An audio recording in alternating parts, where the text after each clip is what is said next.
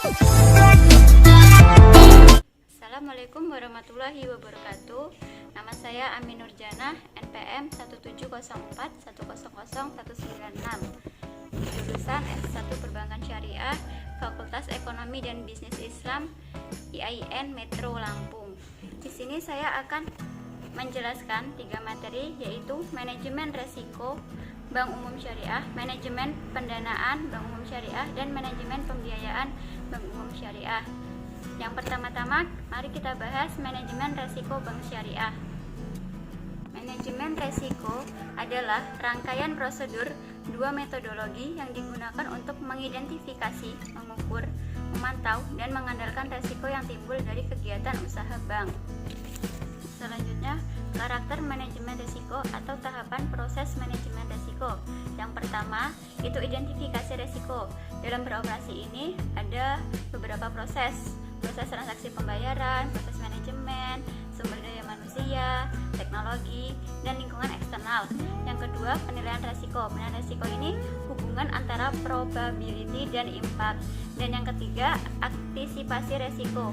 Ini terdiri dari preventif, detektif. Ini diawasi oleh Bank Indonesia dan Dewan Pengawas Syariah. Yang selanjutnya, recovery, koreksi atas suatu permasalahan. Proses yang keempat yaitu monitoring resiko. Ini adalah mengawasi dan memantau. Ini saya akan menjelaskan hubungan manajemen keuangan dengan kinerja bank.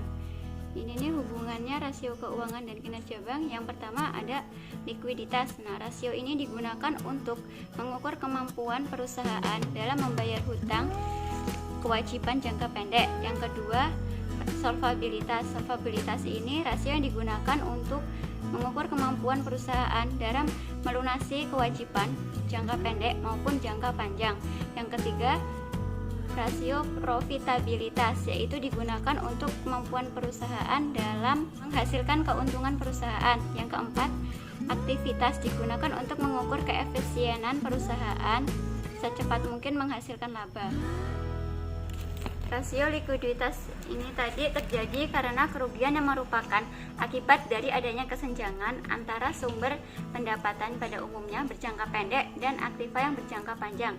Perhitungannya menggunakan Curren rasio, yaitu aktiva lancar dibagi hutang lancar dikali 100%. Yang kedua, rasio pembiayaan, di mana nasabah atau debitur tidak mampu memenuhi kewajiban keuangannya sesuai kontrak atau kesepakatan yang telah dilakukan.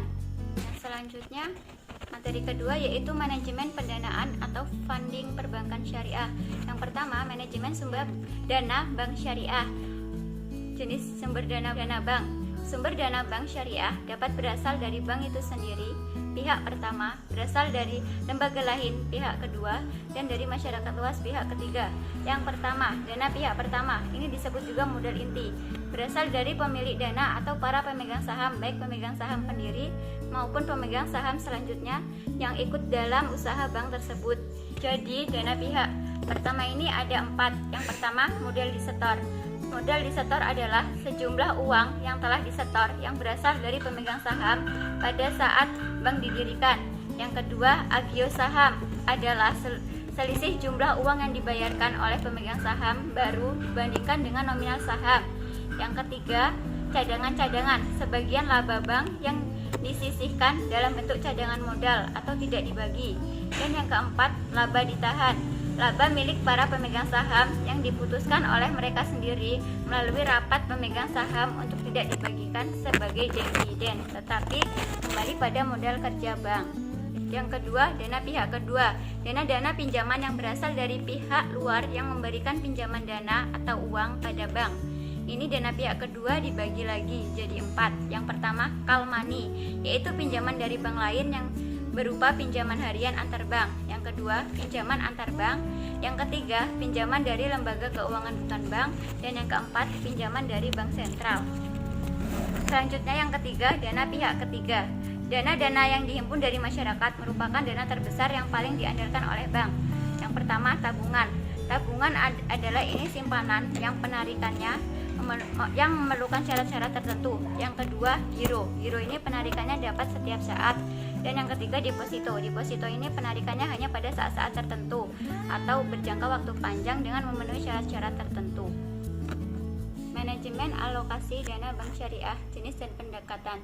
Jenisnya ini alokasi penggunaan dana bank syariah pada dasarnya dibagi menjadi dua. Yang pertama earning asset, yaitu aktiva yang menghasilkan. Aktiva yang dapat menghasilkan atau earning asset adalah aset bank yang digunakan untuk menghasilkan pendapatan.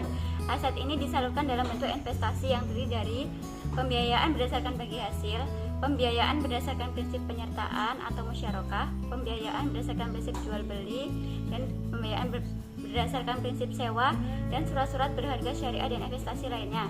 Yang kedua, non-earning asset atau aktiva yang tidak menghasilkan. Aktiva yang tidak menghasilkan terdiri dari aktiva dalam bentuk tunai, pinjaman atau card, penanaman dalam aktiva tetap dan inventaris. Pendekatan alokasi dana adalah yang menjelaskan bahwa dana yang diperoleh bank akan dialokasikan untuk menghasilkan pendapatan. Dalam hal ini perlu dipertimbangkan sumber-sumber pendapatan yang diperoleh bank syariah dengan tahapan-tahapan sebagai berikut.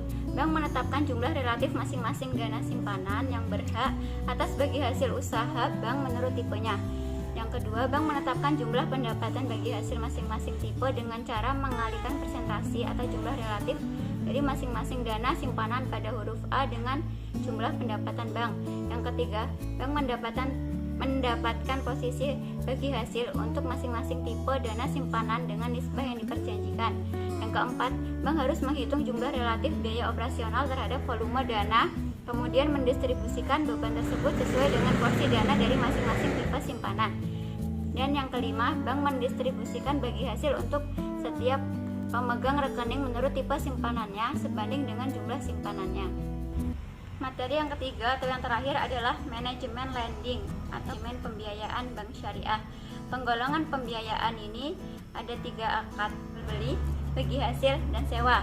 Yang pertama, pembiayaan jual beli ini dilakukan dengan menggunakan akad murabahah, salam, dan istisna.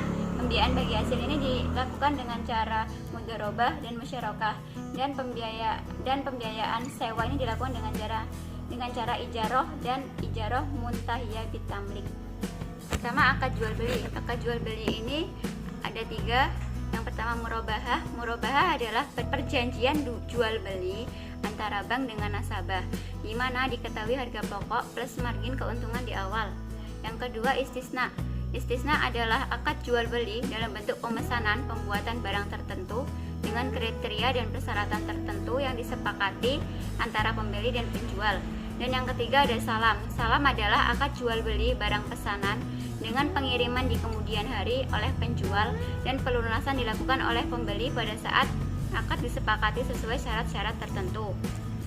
Yang kedua, akad bagi hasil. Akad bagi hasil ini ada 2. Yang pertama mudharabah. Mudharabah adalah bentuk kerjasama antara 2 atau lebih pihak di mana pemilik modal atau sahibul mal mempercayakan sejumlah modal kepada pengelola atau mudharib dengan suatu perjanjian di awal. Yang kedua, musyarakah.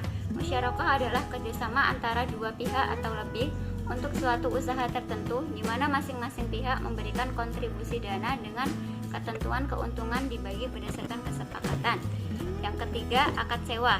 Akad sewa ini ada 2. Yang pertama ijaroh. Ijaroh adalah akad pemindahan hak guna atas suatu barang dalam waktu tertentu dengan pembayaran tanpa diikuti dengan pemindahan kepemilikan atas barang tersebut. Dan yang kedua ada ijaroh muntahiyah bitamlik, adalah kepemilikan suatu manfaat atau jasa berupa barang yang jelas dalam tempo waktu yang jelas diikuti dengan adanya kepemilikan suatu barang yang bersifat khusus dengan adanya ganti rugi yang jelas.